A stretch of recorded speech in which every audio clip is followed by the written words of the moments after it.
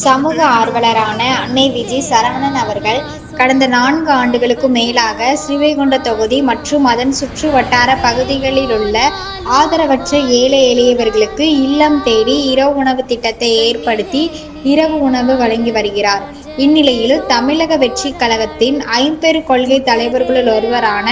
சமூக ஆர்வலர் அஞ்சலையம்மாளை கொள்கை தலைவராக அறிவித்ததன் ஈர்ப்பால் தமிழக வெற்றிக் கழகத்துடன் இணைந்து தமிழக வெற்றிக் கழக தலைவர் தளபதி திரு விஜய் அவர்களின் ஆசியுடன் கழக பொதுச் செயலாளர் அண்ணன் புசி ஆனந்த் அவர்களின் வழிகாட்டுதலின்படியும் மதிய உணவு மற்றும் இரவு உணவு திட்டத்தை ஏற்படுத்தி உணவு வழங்கி வருகிறார்.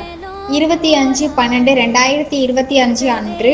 1290வது நாளாக ஸ்ரீவைகுண்டம், கோட்டைக்காடு, உண்டியலூர், ஏரல், கீழமங்கலக்குறிச்சி, சிறுத்தண்டநல்லூர் ஆகிய பகுதிகளிலுள்ள